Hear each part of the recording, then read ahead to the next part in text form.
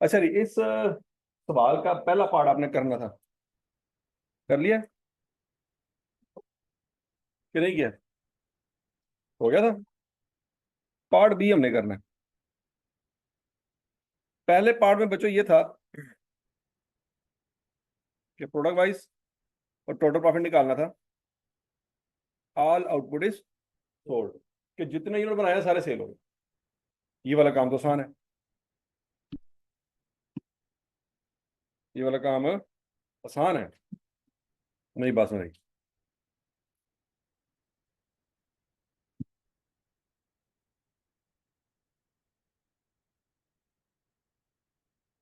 देखो जरा बच्चों, रेवेन्यू उतने यूनिट्स का ही लेंगे जितने प्रोड्यूस किए थे। क्यों? अजम्पशन ये है कि जितने यूनिट बनाए थे सारे सेल हो गए। 1,98,000 यूनिट बनाए थे, 1,26,720 यूनिट बनाए थे, वही 1,98 और 1,26,720 यूनिट सेल हो गए। मल्टीप्लाई किया सेल प्राइस से, रेवेन्यू आ गया, कॉस्ट ऑफ सेल। और ओपनिंग स्टॉक कोई नहीं, क्लोजिंग स्टॉक कोई नहीं, जो आपकी यहाँ पे कॉस्ट निकली है ये वाली, वही कॉस्ट यहाँ पे लिख देंगे बच्चों। क्लोजिंग स्टॉक भी कोई नहीं, कॉस्ट ऑफ सेल आ जाएगी, वो माइनस करेंगे तो क्या आ जाएगा? Gross profit. अच्छा, ग्रॉस प्रॉफिट के नीचे एक और चीज भी आनी थी। कौन सी? अगर होती तो। हाँ, एडमिन एंड सेलिंग एक्सपेंसेस, वो 25 लाख एक सवाल में आया था, याद है, जिसके टोटे किए थे। अगर वो होता सवाल में तो माइनस करते नीचे नेट प्रॉफिट आया था। वो नहीं है तो ग्रॉस प्रॉफिट तक ही हमारा सवाल कंप्लीट हो जाएगा। समझ लगी बात? अब पार्ट भी ये कहता है कि फर्ज करो कि कुछ स्टॉक बच गया। ऑरेंज का बच गया 9800 किलो और मैंगो का बच गया 5500 किलो। ठीक है जी। अब जरा सोच समझ के जवाब देना। ओपनिंग स्टॉक कोई नहीं, ओपनिंग स्टॉक कोई नहीं, क्लोजिंग स्टॉक है, लेकिन उसने बताया नहीं है कि फाइफो बेसिस है या वेटेड एवरेज बेसिस है। दोनों का सेम आंसर आएगा। आई कैप को बताने की जरूरत नहीं है कि फाइफो है या वेटेड एवरेज। आई कैप कब बताएगा कि फाइफो या वेटेड एवरेज है? जब सवाल में ओपनिंग स्टॉक होगा, उस वक्त पंगे पड़ने हैं। ठीक है? तो आई कैप बड़ा अक्लमंद है, उसको पता है कि कौन सा वर्ड उसने कहाँ पे यूज कर। ठीक है जी। तो इसलिए उसने नहीं बताया कि फाइफो है या वेटेड एवरेज है। अब बच्चों करना क्या है? सबसे पहला पॉइंट, क्या आपने टेबल बनाया हुआ है? देखो, यूनिट में क्लोजिंग स्टॉक अगर बच गए हैं या नहीं बच गए, उसका प्रोडक्शन से कोई लेना देना नहीं है। टेबल तो सेम बनेगा ये वाला। यहां तक की बात नहीं लगी? हाँ, total cost of goods manufacture निकाली हुई आपने, उसको नंबर ऑफ यूनिट्स पे डिवाइड करेंगे तो पर यूनिट कॉस्ट निकल आएगी। क्या पर यूनिट कॉस्ट सेम आएगी मैंगो की और ऑरेंज की? नहीं आएगी। क्यों नहीं आएगी? दो पॉइंट बताने हैं आपने कि पर यूनिट कॉस्ट सेम क्यों नहीं आएगी। दो वजूहत है। पहली बात यह है कि यहाँ पे आपने ज्वाइंट कॉस्ट को जो स्प्लिट किया है ना, वो फिजिकल आउटपुट मेथड पे नहीं किया। अगर उस पर किया होता तो सेम आती। दूसरी वजह, पहली वजह तो यही है, दूसरी वजह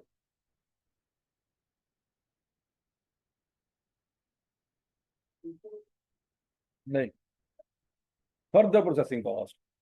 कि अगर वो सेम भी आती, फर्ज करो फिजिकल आउटपुट मेथड की बेस पे आप पर यूनिट कॉस्ट निकाल रहे होते, सेम भी आ जाती, तो उसमें जो फर्दर प्रोसेसिंग कॉस्ट ऐड होनी थी ना, तो फिर चेंज हो जानी। नहीं बात नहीं। ठीक है जी। बर अब कॉस्ट ऑफ क्लोजिंग स्टॉक कैसे निकालनी है बच्चों? आपके पास total cost of goods manufacture है, इसमें ज्वाइंट कॉस्ट और फर्दर प्रोसेसिंग कॉस्ट दोनों शामिल है। इसमें ज्वाइंट कॉस्ट और फर्दर प्रोसेसिंग कॉस्ट दोनों शामिल है। उसको डिवाइड करेंगे आउटपुट पे। ऑरेंज का आउटपुट कितना था? 1,98,000 किलो। और मैंगो का आउटपुट कितना था? 1,26,720 किलो। बच्चों उसको उस पर डिवाइड करना था।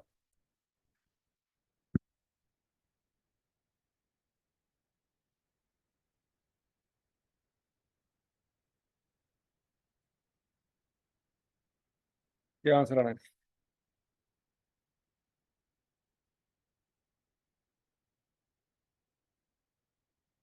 निकालो जरा।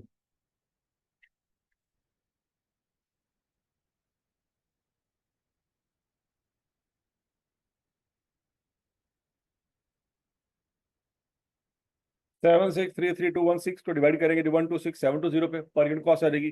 उसको क्लोजिंग स्टॉक यूनिट से मल्टीप्लाई कर देंगे, जो कि 5500 है। करे जरा।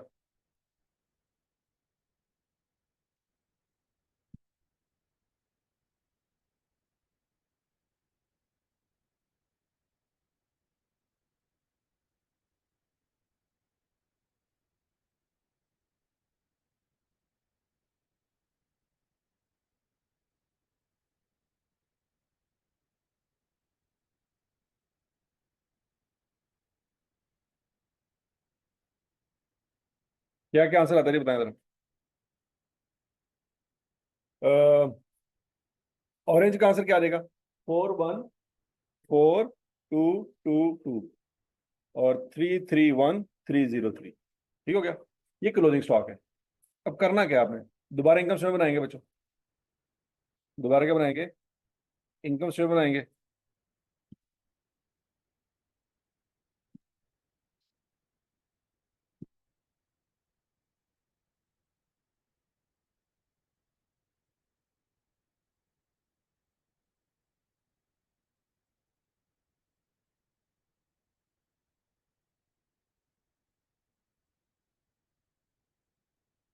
ठीक हो गया जी।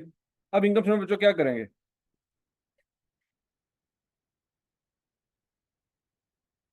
अब याद रखिएगा, सारे यूनिट सेल नहीं हो रहे। अब फिर क्या होगा? कितने यूनिट सेल होंगे बच्चों? बनाए कितने थे? 1,98,000। उसमें से कुछ बच गए।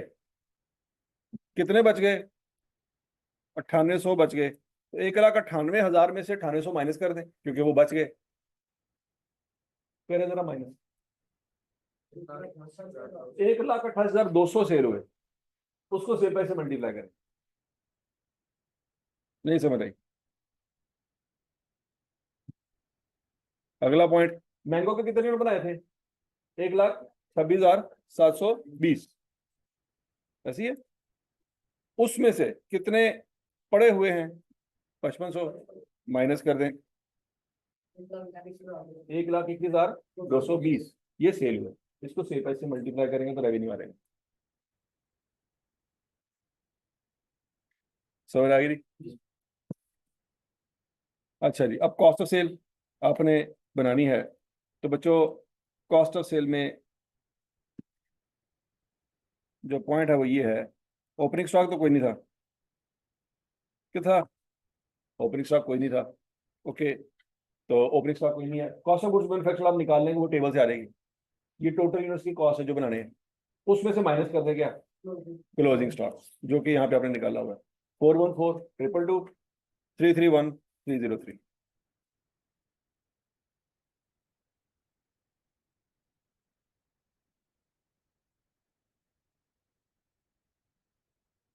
नहीं समझ रहा है?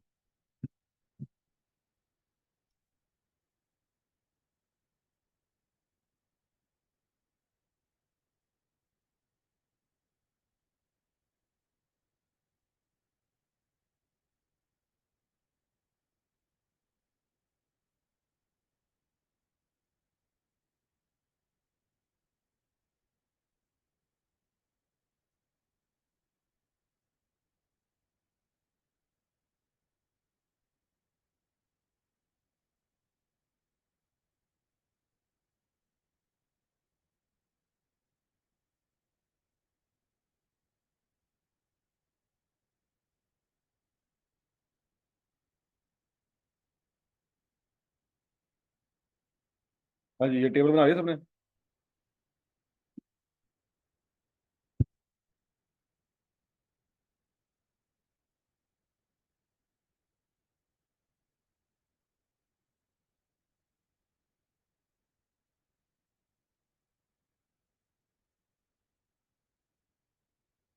अच्छा।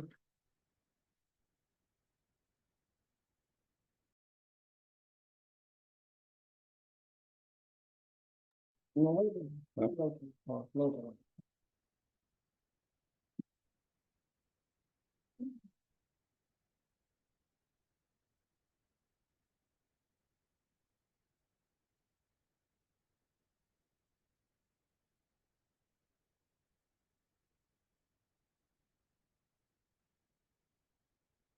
हाँ जी। समझ आ गई? इसमें कोई मसला सर? हजम शुद्ध आसान है मुश्किल है? इनकम स्टेटमेंट बनानी आ गई बच्चों? नॉर्मल लॉस का क्या करेंगे, बात समझ आ गई है? अब नॉर्मल लॉस का क्या करेंगे, बात समझ आ गई है? वेटेड एवरेज अगर आ गया तो क्या करेंगे? फाइफो आ गया तो क्या करेंगे? बाई प्रोडक्ट आ गया तो क्या करेंगे? ये 3-4 पॉइंट है।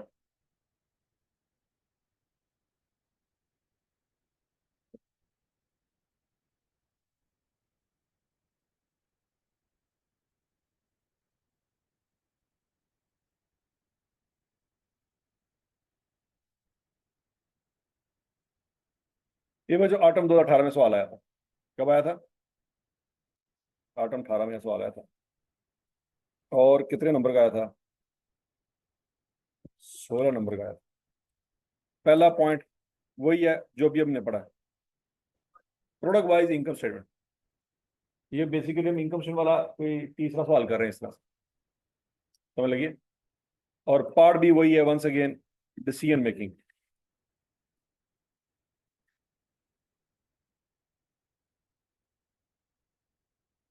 ठीक है जी, वो डिसीजन मेकिंग पूछ लेता थोड़ी बहुत जॉइनर बाय प्रोडक्ट।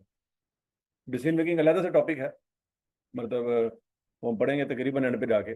लेकिन बार इसमें भी डिसीजन मेकिंग आ रही है, तो थोड़ी बहुत डिसीजन मेकिंग शुरू से ही हम सीख लेते हैं। क्रिकेट केमिकल लिमिटेड, ये 16 नंबर का सवाल है बच्चों। कितने नंबर का सवाल है? Cricket chemicals limited is a manufacturing concern and has two production process. Process one produces two joint products X1 and X2। तो प्रोसेस वन क्या है फिर? Joint process. ठीक है। इncidental to the production of joint product, it produces a by-product known as Z। ये by product कहाँ बन रहा है? ये ज्वाइंट प्रोसेस के अंदर ही बन रहा है। इसका मतलब है इसकी कॉस्ट कहाँ से माइनस करेंगे?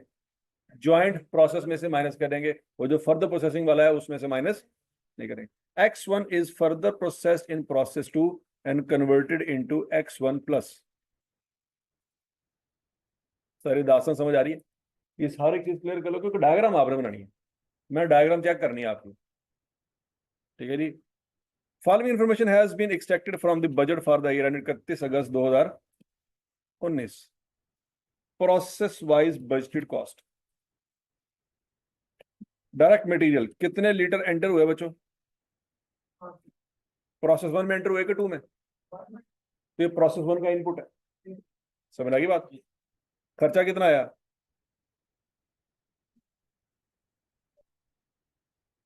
98 लाख। 9,87,50,000। वेरी गुड, शाबाश। ठीक है। तो बंदा 98.75 मिलियन क्या ले? अच्छा जी, बरक। कन्वेयन कॉस्ट से क्या मुराद है बच्चों? ओए होंडा की है यार 10 पहले। कन्वेयन कॉस्ट में क्या क्या होता है? लेबर प्लस ओवरहेड को कहते हैं कन्वेयन कॉस्ट। ठीक है, एमसीक्यूज में आ सकता है। अच्छा, 72.61 मिलियन। तो प्रोसेस टू में बच्चों ऊपर वाला डब्बा खाली है और नीचे वाले डब्बे पे कुछ लिखा हुआ है, ये क्या सीन है? तो ऊपर वाला डब्बा क्यों खाली है?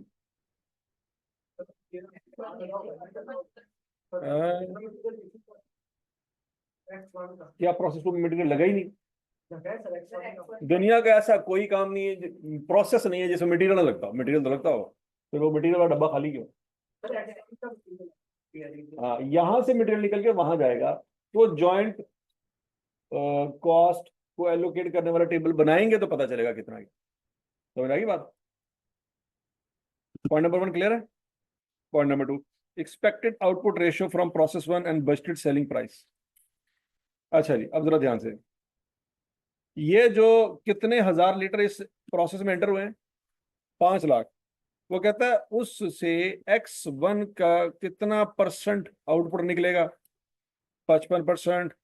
और ज्वाइंट प्रोडक्ट 40%। और जी, तो क्या ये 100% हो गया? तो बताएं जी, ज्वाइंट प्रोडक्ट X1 के कितने लीटर बनेंगे? 2,75,000। क्या ये बात समझ आ गई?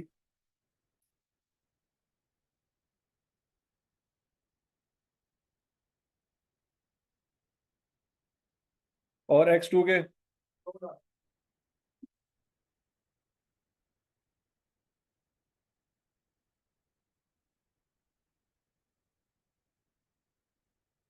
अच्छा जी, अब जरा हौसला, पॉइंट नंबर 4 पढ़े जरा। Normal production loss in process 1 is estimated at 5% of input. ये तो 100% पूरा हो गया, तो फिर ये कहां से निकला है? अगर तो 55, 40 और 5 मिलाएं, तीनों 100% हो गया है, तो फिर ये क्या सीन है? है?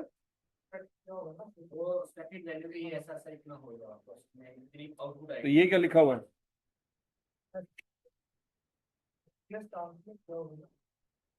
अगर वो एक्सपेक्ट है तो ये भी तो एक्सपेक्ट ही है, क्या ये एक्चुअल है?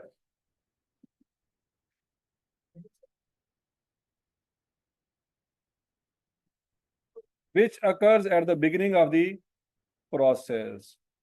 हाँ जी, पहले ये होना है कि पहले वो होना है? वो होना है। पहले X1 बनेगा, X2 बनेगा, Z बनेगा, फिर जाकर नॉर्मल लॉस होगा। आई क्या, तो लेवल चेक कर लो, यहाँ पे उसने 100% पूरा कर दिया है, चौथे पॉइंट में जाके गया भाई जान 5% हो ही रहता है, ताकि तुम सीधा सवाल कर लो तो फिर पता लग गया भाई जान साढ़े में की हो गया। समझ आ रही बात?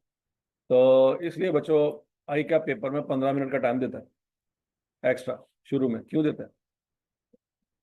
क्यों देता है? सवाल पढ़ो, सारे पॉइंट पढ़ो तो फिर सवाल करो, है नहीं कि पहली लाइन आई है तो शुरू हो गया। ठीक है जी। अब फिर इसका मतलब ये 2,75,000 की वैल्यू गलत है। अब क्या करें, जुगाड़ बताएं। 5 लाख लीटर एंटर हुए, सबसे पहले क्या करें, उसमें से नॉर्मल लॉस पहले निकाल दें।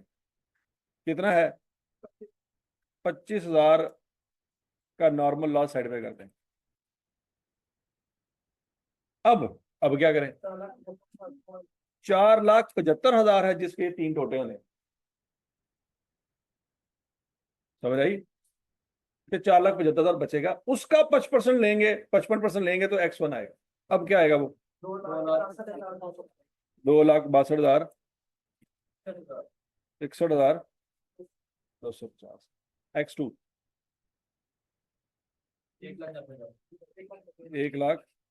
1,90,000। जी, अब ये 5 लाख लीटर पूरे हो रहे हैं। समझ आ गई बात? अच्छा, उसने सेलिंग प्राइस बताई है बच्चों, X2 की बताई है, जी की बताई है, और X1 प्लस की बताई है, X1 की नहीं बताई। X1 इस पॉइंट पे सेल ही नहीं होता। समझ लगी बात? अब बच्चों अगला point, material is added at the beginning of the process. अच्छा मुझे बताएं, प्रोसेस 2 में कितने लीटर जाएंगे? ये वाले लीटर कहाँ जाएंगे? प्रोसेस 2 में चले जाएंगे। समझ आ गई? ओके जी। Material is added at the beginning of the process and CCL uses weighted average method. वो ये क्यों दे रहा है? ये वेटेड एवरेज मेथड वो क्यों हमें सवाल में दे रहा है? कोई ना कोई इंडिकेटर है कि उसने ये क्यों दिया। अगर क्लोजिंग स्टॉक पड़ा होता तो वो ये देता, वो ये कभी ना देता, तो उसने फिर ये वर्ड क्यों लिखा? कोई ना कोई ओपनिंग स्टॉक है फॉर इन्वेंट्री वैल्यूज। चलो बार देखते हैं बाद में। Joint cost are allocated on the basis of NRV of joint product at split off point. देखो बच्चों, ये सेल प्राइस क्या स्प्लिट ऑफ पॉइंट पे है? नहीं, रेंट पे है। क्या करेंगे, इसको वापस लेके आएंगे, तो क्या माइनस करेंगे? फर्दर प्रोसेसिंग कॉस्ट, और बस। अगर सेलिंग कॉस्ट हुई तो वो भी माइनस होगी। एनआरवी, एनआरवी में दो चीजें माइनस होती हैं। समझ आ रही बात? हाइपोथेटिकल सेल्स वैल्यू में एक ही चीज माइनस होती है, वो क्या है? Further processing cost. लेकिन एनआरवी में दो चीजें माइनस होती हैं। कौन कौन सी? फर्दर प्रोसेसिंग कॉस्ट भी माइनस होती है और सेलिंग कॉस्ट भी माइनस होती है। Proceeds from the sale of by product are treated as a reduction in the joint cost. और अगर ये वो ना बताता तब भी यही कर रहे हो, ठीक है। अगला point, joint product X2 is sold after incurring packing cost of, हाँ जी, देखो X2 की फर्दर प्रोसेसिंग कॉस्ट कोई नहीं है, X2 की फर्दर प्रोसेसिंग कॉस्ट कोई नहीं है, लेकिन कौन सी कॉस्ट है, सेलिंग कॉस्ट है, तो एनआरवी की कैलकुलेशन में ये चीज आएगी, समझ आ गई ना।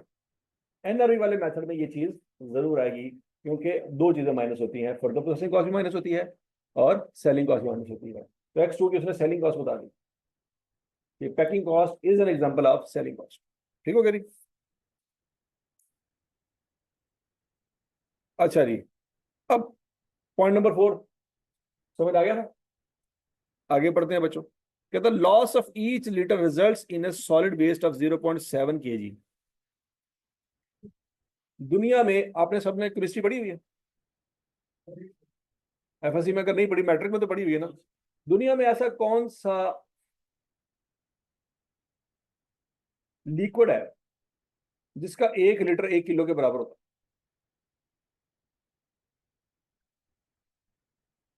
कहने लगी मौत, केमिस्ट्री तो गए हो, कि जिसका 1 लीटर 1 किलो के बराबर होता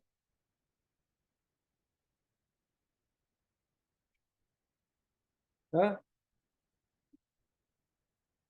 क्या, मरकरी, वेरी गुड, शाबाश शाबाश, ये ला देने स्पॉन में।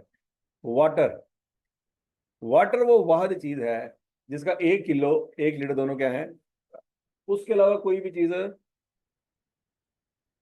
बात समझ लगी कि नहीं लगी। 1 किलो दूध 1 लीटर दूध के बराबर नहीं है, 1 किलो पेट्रोल 1 लीटर पेट्रोल के बराबर नहीं। तो यहाँ पे वो इसी तरह की कोई सिचुएशन लेके आ रहा है, कहता है 1 लीटर को जब हम प्रोसेस करते हैं जो लॉस निकलता है वो लीटर में नहीं निकल रहा, वो केजी में निकल रहा। समझ लगी बात। अब पहले तो मुझे ये बताओ ना कि कितने लीटर का लॉस हुआ था, 25,000 लीटर का लॉस हुआ था, ये 25,000 लीटर कितने किलो में कन्वर्ट होगा, पहन लगी मौत। कैसे कैसे कैसे कैसे, 25,000 लीटर को 0.7 से मल्टीप्लाई करेंगे तो 17,500 का आंसर आएगा। ये 17,500 क्या है, रुपये, ये केजी का आंसर। जब लीटर सॉलिड वेस्ट में कन्वर्ट हो जाता है तो फिर लोग लीटर में बात नहीं कर रहे होते, केजी में बात कर रहे हैं, समझ लगी। अच्छा, फिर जब वो बेचा जाएगा कबाड़िए को तो 10 रुपए पर लीटर के हिसाब से लेगा। क्या हम उसको कह सकते हैं, समझाने की कोशिश कर सकते हैं कि भाईजान ये लीटर है, वो कहेगा कैसी गल्ला कर रहे हो। हम कहेंगे अल्लाह दी कसमें 5 लाख लीटर पाया सी ऐसी प्रोसेस, यकीन मन लै आ तेन आ भी देने। मैंने कहा तुम सही कह रहे हो, मैनू नहीं पता इस गल का, लेकिन मेरे सामने जो चीज पई है वो किलो के हिसाब से तोलेगी, लीटर के हिसाब से नहीं मैयर हो, ठीक है जी। तो 17,500 केजी को जब बेचेंगे तो हर केजी कितने का सेल होगा, 10 रुपए का सेल होगा,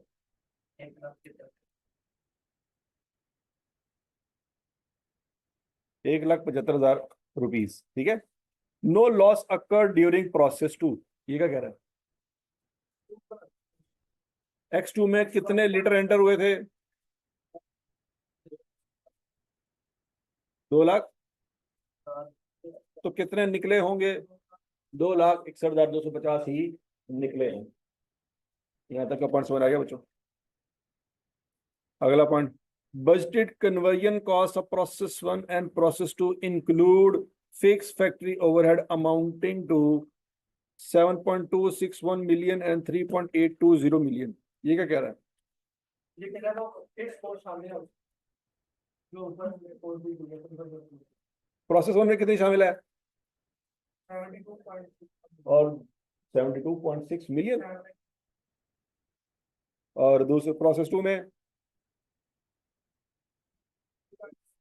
ये वो बात क्यों बता रहा है हमें, हम इसका क्या करेंगे, है ना, सब फजूल है, सब माया है। तसल्ली से, तसल्ली से, ये वो हमें क्यों दे रहा है,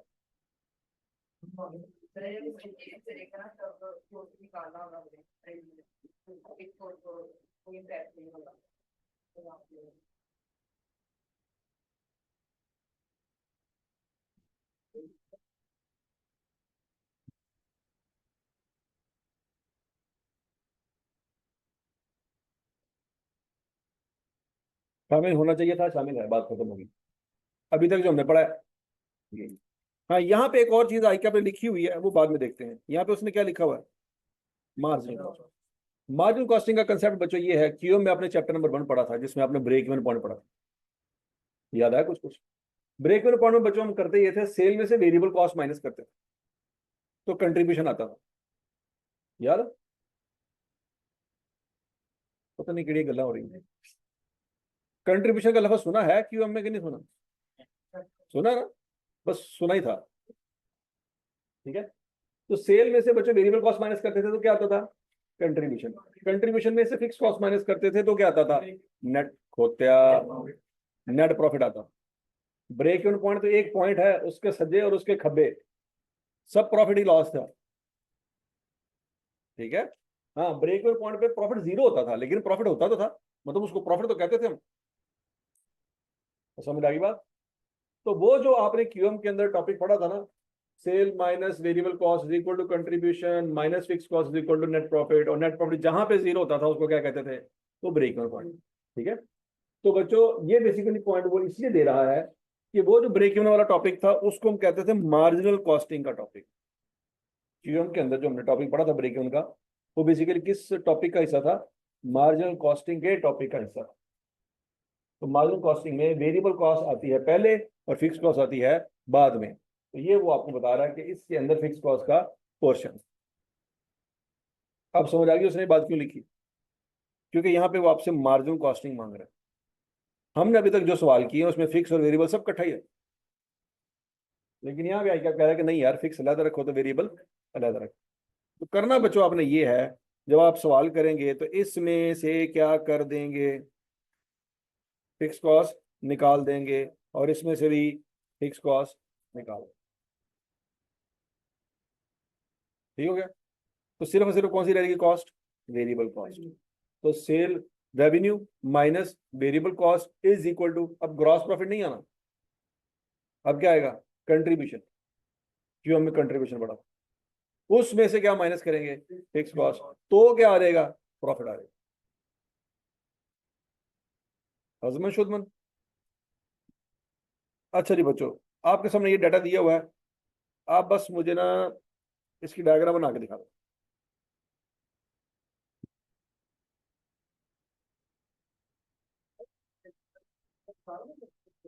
हाँ जी,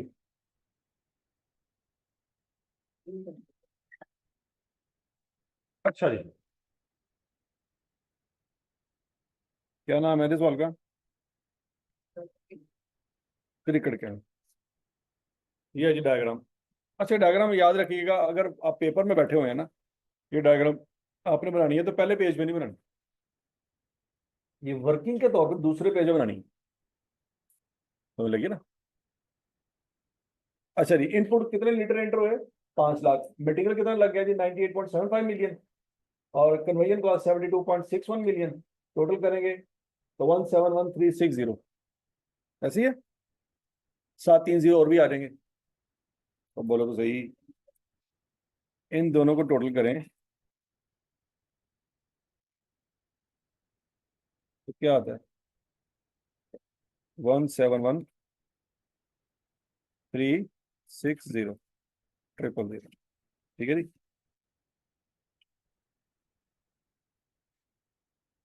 तो ये बचवा देगी टोटल जॉइंट कॉस्ट।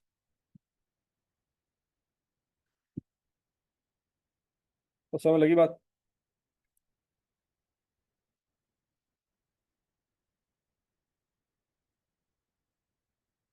अच्छा, अब यहाँ पे बच्चों दो चीजें माइनस होनी है, एक तो नॉर्मल लॉस और एक बाय प्रोडक्ट। नॉर्मल लॉस की रिकवरी वैल्यू अपने ऊपर नीचे निकाली है कहीं पे, 1,75,000 मिलनी। हाँ, ना कर यार, ना कर, और टीचर को कंफ्यूज करना शुरू कर दें। नो सर, मैं डर गया भाई यार, पता नहीं की गुनाह हो गया मेरे को।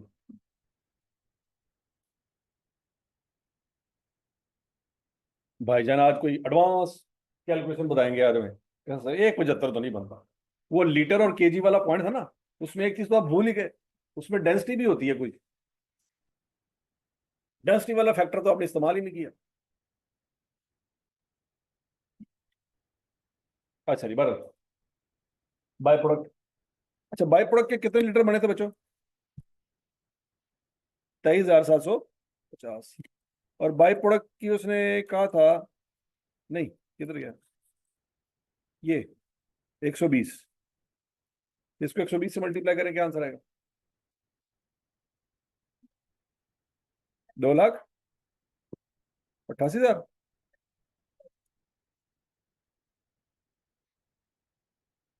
ठीक है जी बच्चों। नहीं यार, 2 लाख नहीं आता। ये बनेगा इस कौम का कसमें, जेरी कैलकुलेशन करके बोल नहीं सकती। उन्हें कल ਨੂੰ CFO ਦੀ सीट ਤੇ ਬਹਿਣਾ। मतलब आप फैक्ट्री में बैठे और हेड ऑफिस में फोन करके नंबर बता रहे हैं, तो ਤੁਸੀਂ ਕਹੋ ਜੀ 2,85,000 ਦਾ ਬਾਈ ਪ੍ਰੋਡਕਟ ਸੇਲ ਹੋਇਆ, ਤੇ ਚਾਰਟਰਡ ਅਕਾਊਂਟ ਤੇ ਫੌਤ ਹੋ ਜਾਏਗਾ कि मैं तो सोचा कि 28-29 लाख खा जाएंगे, ये सिर्फ 2,85,000 है।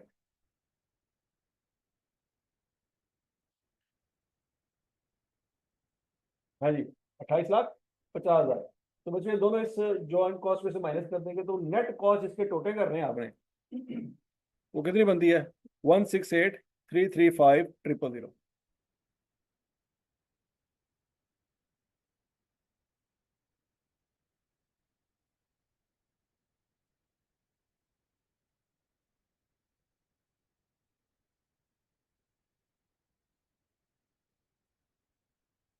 तो सब लगी बात है, बोलो तो सही।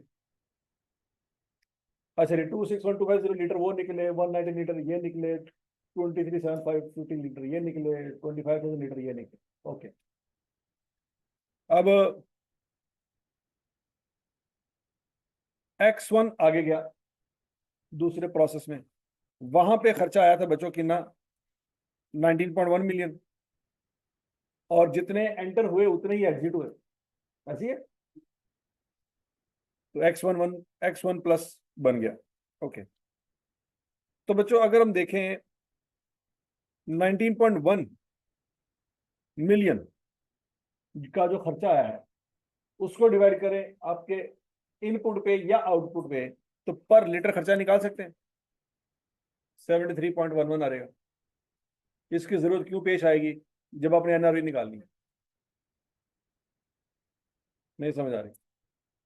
NRV निकालने के लिए क्या करना है? दो चीजें माइनस होनी है, सेलिंग कॉस्ट और फर्दर प्रोसेसिंग कॉस्ट। तो सेलिंग कॉस्ट किसकी है? सेलिंग कॉस्ट तो X2 की है। 1 प्लस कहां से आ गया? और बाय प्रोडक्ट जी की तो नहीं है, नहीं है।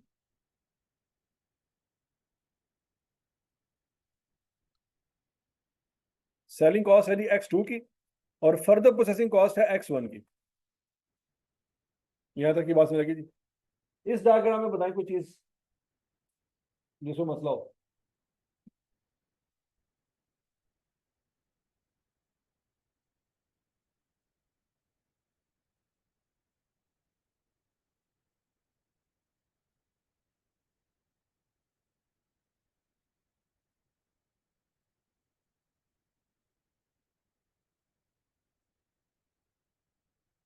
यार पंखा बंद कर दो, यार कोई फायदा नहीं सिवाय आवाज को।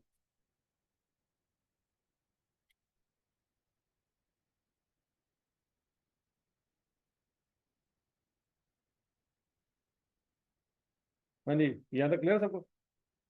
अच्छा, अब बच्चों बनाएंगे टेबल। टेबल में कितनी चीजें सेल हो रही हैं? 3 चीजें? नहीं, याद रखो। आप कहेंगे सर बाय प्रोडक्ट भी था, लेकिन बाय प्रोडक्ट के ऊपर आने वाला खर्चा ऑलरेडी निकाल चुके हैं, तो यहाँ पे फिर टेबल में बाय प्रोडक्ट नहीं आना, क्योंकि उसका हिसाब किताब पहले ही कर चुके हैं। अब ये जो बच गए हैं पैसे, ये किस चीज के बच गए हैं? ये खर्चा किस पे आया है? x1 प्लस पे आया है और x2 पे आया है। नॉर्मलस भी निकाल चुके हम, निकाल चुके हैं कि नहीं निकाल चुके? नॉर्मलस भी निकाल दिया, बाई प्रोडक्ट भी निकाल दी, ठीक है जी। उसका हिसाब हमने पहले ही चुकता कर दिया। अच्छा, x1 प्लस लिखेंगे, x2 लिखेंगे। x1 प्लस के कितने यूनिट एंटर हुए, कितने एग्जिट हुए? 261,250। x2 के कितने एग्जिट हुए? 1,90,000। यहां तक की बात समझ लगी? अब x1 प्लस और x2 की सेल प्राइस गिवन है। x1 प्लस की सेल प्राइस क्या है? 768, और x2 की सेल प्राइस क्या है? 532। वो लिख ली। अच्छा जी, अब उसके बाद है जी पैकिंग कॉस्ट।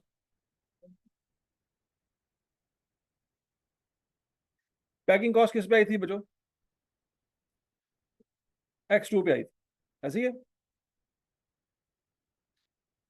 और x1 प्लस पे पैकिंग कॉस्ट नहीं है, लेकिन x1 प्लस पे फर्दर प्रोसेसिंग कॉस्ट है 73.11। ये 73.11 कहां से आया? वो फर्दर प्रोसेसिंग कॉस्ट जो टोटल थी उसको आउटपुट में डिवाइड किया। समझ आ गई बात? क्यों डिवाइड किया था ये बात भी समझ आ गई। अब सेल प्राइस में क्या माइनस करेंगे?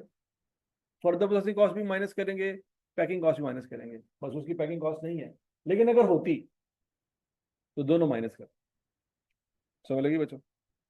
तो एनआरवी पर लीटर आ जाएगी या एनआरवी पर केजी आ जाएगी? पर लीटर आएगी। तो केजी क्या था? वो नॉर्मल लॉस के लिए वर्ड यूज हुआ, ठीक है जी। तो 694.89 x1 प्लस की एनआरवी है और 457 x2 की एनआरवी। अब क्या करेंगे? उसको आउटपुट से मल्टीप्लाई कर देंगे तो टोटल एनआरवी आ जाएगी।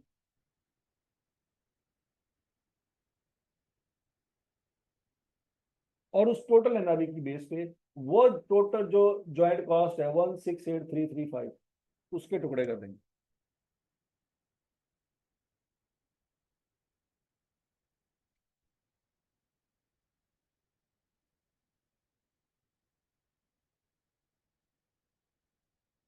नहीं समझ एक बात।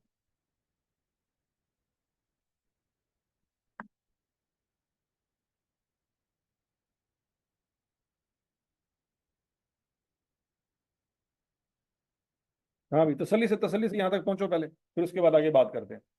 यहाँ तक पहुंच गए?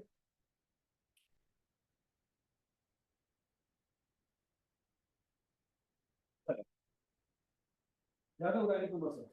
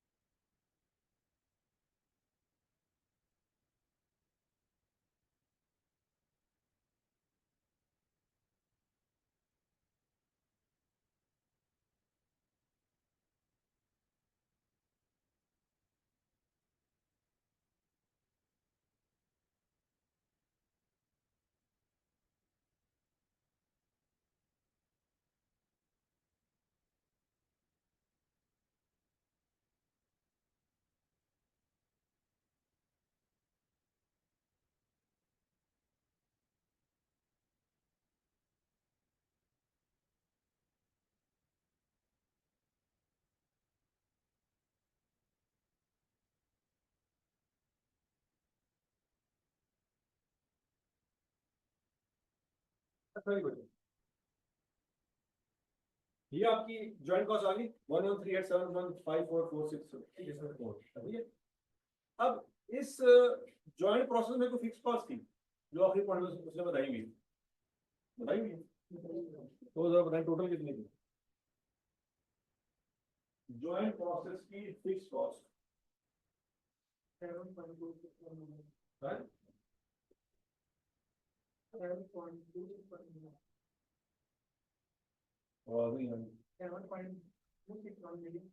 टोटल है, प्रोसेस वन की है। ये टेबल हम किसका बना रहे हैं वाला? प्रोसेस वन का। तो प्रोसेस वन की टोटल फिक्स कॉस्ट 7261, ठीक है ना टोटल। तो बच्चों फिर क्या 7261 का आधा आधा करके x1 प्लस और x2 को दे दें? ऐसा नहीं है, जिसकी जॉइंट कॉस्ट ज्यादा है उसकी फिक्स कॉस्ट भी ज्यादा होगी।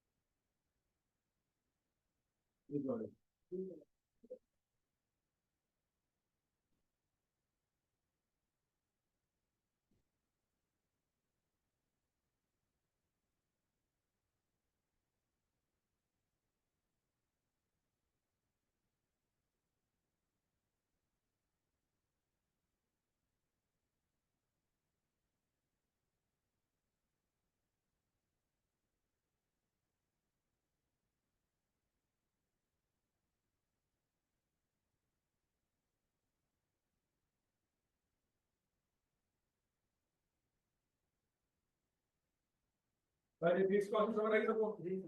4912 और 2349 निकला है सब कहाँ से?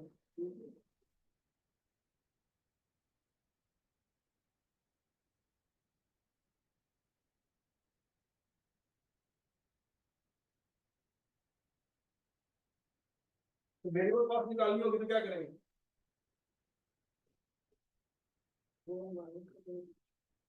इसमें से क्या माइनस करें?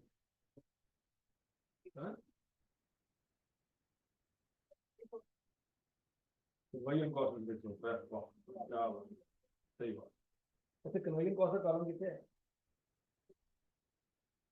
हम लोग अलग से कॉलम है। हाँ जी, आगे वापस। ये है टोटल जॉइंट कॉस्ट, इसमें से क्या करेंगे? फिक्स कॉस्ट माइनस कर देंगे तो क्या आ जाएगी? Variable conversion cost. हाँ,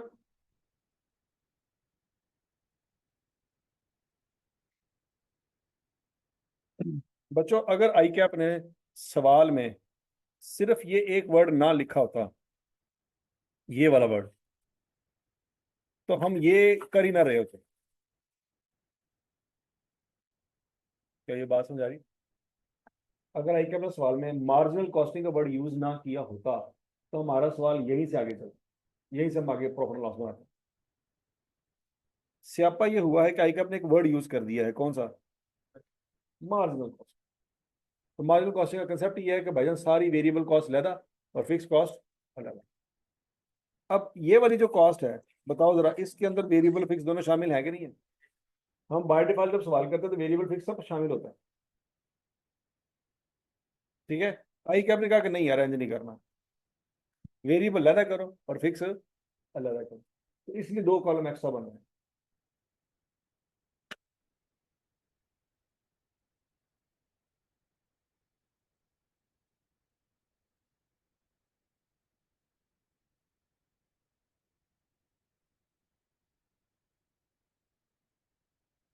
नहीं समझ?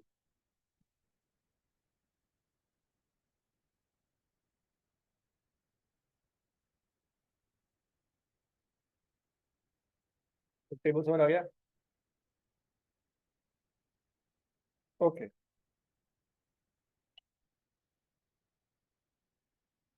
अब बच्चों बनाएंगे पेज नंबर 1 जो आपका होगा ना, मेन पेज है, उसमें बनाएंगे हम मेन रिक्वायरमेंट जो सवाल की है। वो क्या है कि budgeted product wise budgeted income statement बनाओ, ठीक है जी। तो इनकम स्टेटमेंट में जो फॉर्मूला होता है वही फॉलो करेंगे। सबसे पहले नाम आ जाएगा क्रिकेट केमिकल्स लिमिटेड, फिर product wise budgeted income statement for the year ended 31 August 2019।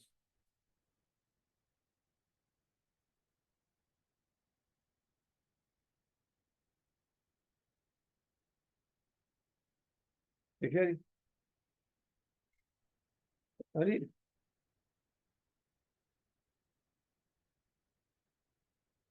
लिख ले, नहीं आता फिर भी लिख ले। अब इनकम स्टेटमेंट का फॉर्मूला तो आता ही होगा ना।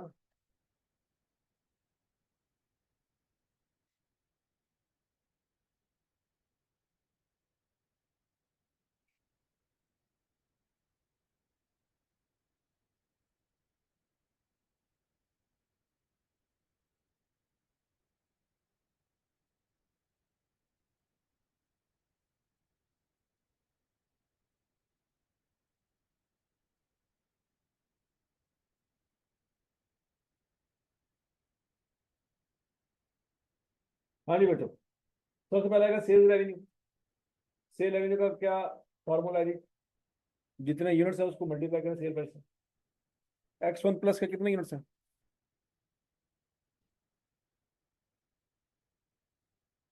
2,61,250।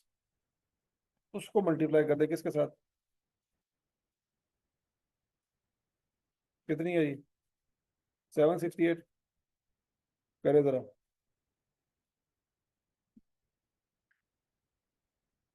2000640 ऐसी है। वो 000 मैंने ऊपर ही लिख दिया सारे, तो तीन तीन जीरो एंड पे लिखने की जरूरत नहीं है।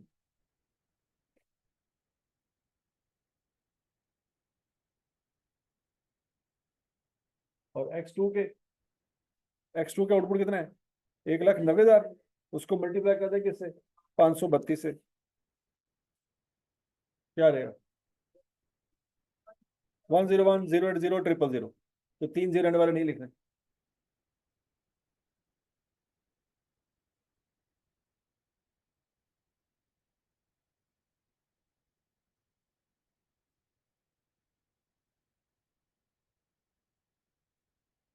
यहाँ तक की बात में लगी बच्चों।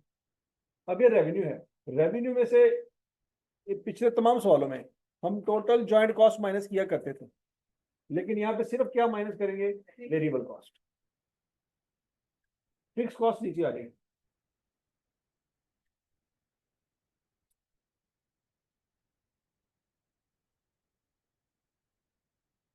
समझ आई बात? अच्छा जी, तो बच्चों X1 प्लस की वेरिएबल कॉस्ट आपने कैलकुलेट की हुई है।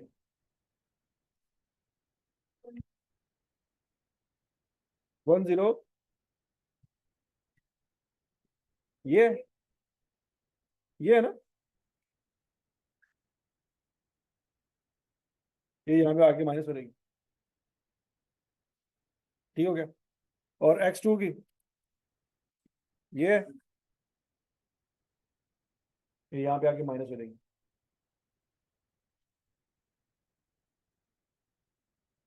नहीं समझ लगी?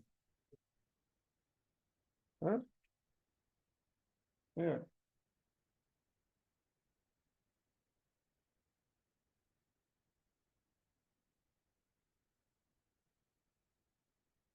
तो क्लियर हो गया। अब यहाँ पे ट्विस्ट है। क्या X1 प्लस पे सिर्फ 108,959 का खर्चा आया है? नहीं, ये तो वो खर्चा है जो ज्वाइंट प्रोसेस का है। वो तो मजीद खर्चा हुआ था उसके ऊपर जब वो अगले डिपार्टमेंट में गया। अगले डिपार्टमेंट का खर्चा नीचे लिखेंगे। नहीं समझ आएगी? ऊपर से, है ना? समझ आएगी? अच्छा, तो बच्चों अगला पॉइंट, प्रोसेस टू में खर्चा कितना हुआ है? 19.1 मिलियन। ऐसी है ना? तो ये क्या लिखा हुआ है?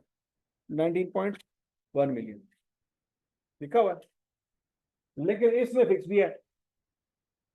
क्या है? फिक्स भी। हमने हेडिंग यहाँ पे क्या लिखी हुई है? वेरिएबल।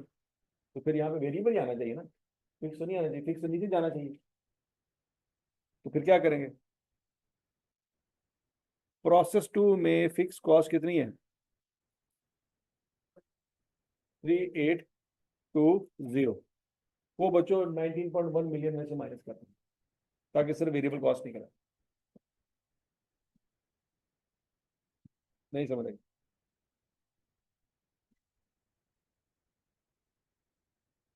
15280।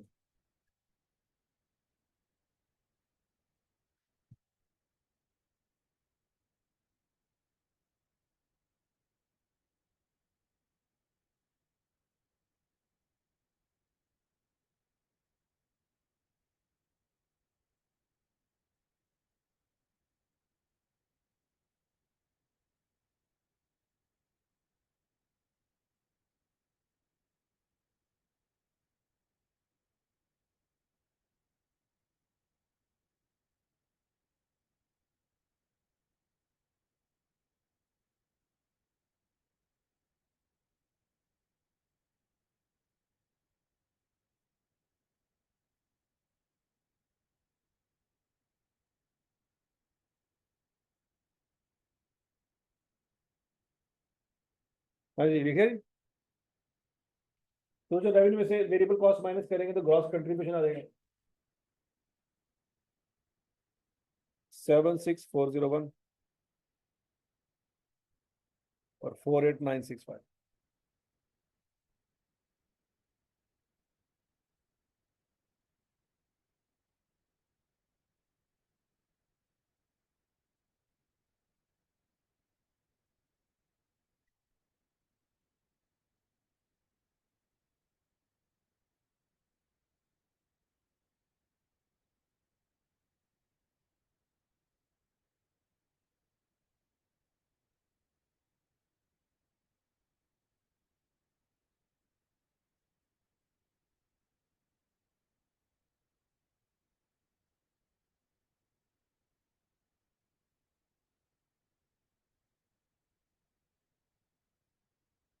चलिए जी। अच्छा, ग्रॉस कंट्रीब्यूशन आ गया। अब पैकिंग किस पे हुई थी? एक्स टू पे। तो पैकिंग कॉस्ट बच्चों वहां में माइनस कर देंगे। याद रखना पैकिंग कॉस्ट भी वेरिएबल कॉस्ट है। जितने यूनिट बनेंगे उतने पैक होंगे, या यूनिट बने या ना बने पैक होते रहेंगे। तो पैकिंग कॉस्ट वेरिएबल होती है कि फिक्स होती है? वेरिएबल होती है। ऊपर हेडिंग हमने कौन सी दी हुई है? Variable cost. तो पैकिंग कॉस्ट भी आएगी। तो फिर ऊपर वाली ज्यादा और नीचे वाली ज्यादा हम क्यों कर रहे हैं? ऊपर वाली प्रोडक्शन कॉस्ट है, ये वाली प्रोडक्शन कॉस्ट नहीं है। तो बस फर्क रखा है कि ये प्रोडक्शन कॉस्ट है और ये पैकिंग कॉस्ट है, इसलिए इसको ग्रॉस कंट्रीब्यूशन का नाम देके नीचे लिखा। जैसे ग्रॉस प्रॉफिट नेट प्रॉफिट होता है, ग्रॉस प्रॉफिट के ऊपर प्रोडक्शन कॉस्ट आती है, ग्रॉस प्रॉफिट के नीचे हेड ऑफिस की कॉस्ट आती है। तो बच्चों ये ग्रॉस कंट्रीब्यूशन ऊपर कौन सी कॉस्ट आएगी? वेरिएबल कॉस्ट आएगी, लेकिन कौन सी वाली? प्रोडक्शन वाली। और ये नेट कंट्रीब्यूशन में कौन सी कॉस्ट माइनस होगी? वो खर्चा जो फैक्ट्री में नहीं हो रहा है, हेड ऑफिस में हो रहा है। सेलिंग का खर्चा कहाँ पे हो रहा होता है? सेल्स टीम कहाँ बैठी होती है? Head office. ये सेल्स का काम होता है कि जनाब वो देखें कि किस तरह की पैकिंग है, क्योंकि अल्टीमेटली उन्होंने कस्टमर के मत्थे लगना होता है। नहीं समझ लगी? मतलब कोई पैकेट फटा हुआ है तो बेइज्जती किसकी होनी है? प्रोडक्शन वालों की। किसकी होनी है? सेल्स वालों, मार्केटिंग वालों। तो लिहाजा वो ध्यान रखेंगे भाईजान पैकिंग कैसी है। तो समझ लगी बात है? तो ग्रॉस कंट्रीब्यूशन में से बच्चों वेरिएबल पैकिंग कॉस्ट माइनस करेंगे। कितने यूनिट थे? 1,90,000। उसको मल्टीप्लाई करेंगे 75 से, तो 14.25 मिलियन आ रहेगा। तो बोलो तो सही। तो वो ग्रॉस कंट्रीब्यूशन में से माइनस करेंगे तो नेट कंट्रीब्यूशन आएगा।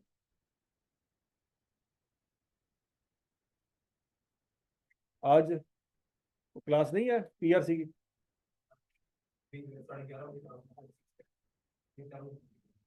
थोड़ी टैक्स की क्लास है? टैक्स की क्लास मैं जो छुट्टी टैक्स दी थे आज इन्होंने जरा घंटा घोर लाइए इन्होंने। अच्छा, वेरिएबल पैकिंग कॉस्ट समझ आ गई बच्चों? माइनस कर दिया तो क्या निकल आएगा? Net contribution. ये ऐसे ही है बच्चों, ग्रॉस प्रॉफिट और नेट प्रॉफिट। ठीक है, बस यहाँ पे ग्रॉस कंट्रीब्यूशन है और यहाँ पे नेट कंट्रीब्यूशन। समझ आ गई बात है? अच्छा जी। अब नीचे आ गया क्या? Fix cost. प्रोसेस वन की फिक्स कॉस्ट दो टुकड़ों में डिवाइडेड है। प्रोसेस वन की फिक्स कॉस्ट दो टुकड़ों में है। क्यों? क्योंकि वो प्रोडक्ट वाइज तोड़ ली ना हमने, X1 प्लस और X2। लेकिन प्रोसेस टू की कॉस्ट वो दो टुकड़ों में डिवाइड नहीं है। क्यों? क्योंकि वो सिर्फ X1 प्लस पे ही लगी थी, X2 पे तो लगी नहीं। तो बच्चों X1 प्लस में दो फिक्स कॉस्ट आएंगी, एक प्रोसेस वन वाली और एक प्रोसेस टू वाली। जबकि X2 पे सिर्फ प्रोसेस वन की फिक्स कॉस्ट का हिस्सा आएगा। अब समझ आई है कि यहाँ पे हमने फिक्स कॉस्ट अलग अलग सेपरेट क्यों की थी?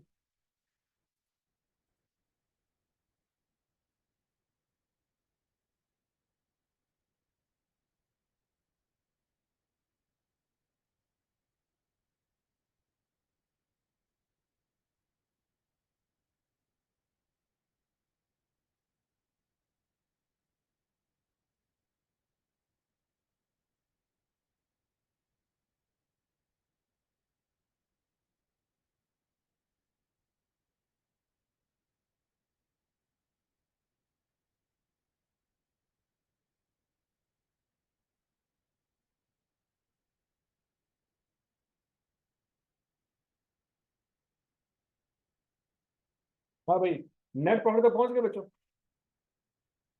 67669 और 32366। टैक्स क्लास कितने बजे शुरू होती है? 9:15।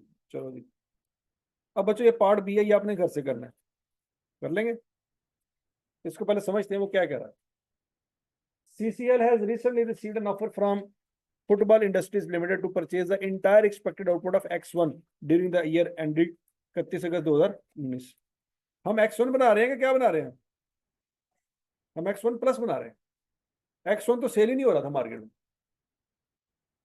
अब X1 बनाते हैं लेकिन मार्केट में सेल होता ही नहीं है। क्यों नहीं होता, कैसे पता लगा? सेल प्राइस ही नहीं दी हुई। अगर सेल हो जाता तो सेल प्राइस दी होती ना। अच्छा, अब हमें ऑफर आई है कि भाईजान तुम X1 बना रहे हो, बनाओ, अगे जान दी बजाय सानू दे दो। कितने का? 670 पर लीटर का। ठीक है जी। यहाँ पे X1 प्लस कितने का सेल कर रहे हैं? 768 का। वो हमसे क्या, हमें क्या रेट बता रहे हैं? कम बता रहे हैं ना रेट, रेट हमें कम लगा रहे हैं। ओके, हम सोचेंगे यार चलो रेट कार्ड बता रहे हैं कोई गल नहीं, खर्चा भी तो घट रहा है सारा, फर्दर प्रोसेसिंग का खर्चा कम हो। लेकिन मसला ये है, फर्दर प्रोसेसिंग में एक खर्चा तो फिक्स है। समझ आ रही कि नहीं आ रही? मतलब फर्दर प्रोसेसिंग नहीं करेंगे, वेरिएबल वाला खर्चा बच जाएगा, फिक्स वाला तो पड़ना ही पड़ना, वो कम नहीं होना, वो नुकसान है। नहीं बात समझ लगी? It is estimated that if process 2 is not carried out, fixed costs associated with it would reduce by 2.5 million। कहता हाँ, उसमें से कुछ फिक्स कॉस्ट भी कम हो जाएगी। कितनी? 2.5 मिलियन। अगर ये लाइन ना लिखी होती तो बच्चों क्या मतलब होता? अगर ये लाइन ना होती तो क्या अज्यूम करते कि सारी फिक्स कॉस्ट पड़नी है, 1 रुपए की भी बचत उसमें नहीं। ये उसने बता दिया तो मान लेते हैं, अगर वो ना बताता तो 1 रुपया भी कम नहीं करना था। Advice whether FIL's offer may be accepted or not। समझ आ गया? इस सवाल को सॉल्व करने के बच्चे दो तरीके हैं। एक तो टोटल रेवेन्यू, टोटल खर्चे निकाल लो। दूसरा ये है कि पर यूनिट रेवेन्यू और पर यूनिट खर्चा निकाल, जैसे मर्जी कंपैरिजन कर लो। फिर आपने फैसला करना है कि हाँ भाई X1 बेच दें या X1 प्लस बना के बेचें। ये काम कर सकते हैं कि नहीं कर सकते? ठीक है जी, ये बच्चों आपका होमवर्क। चलो शाबाश, छुट्टी।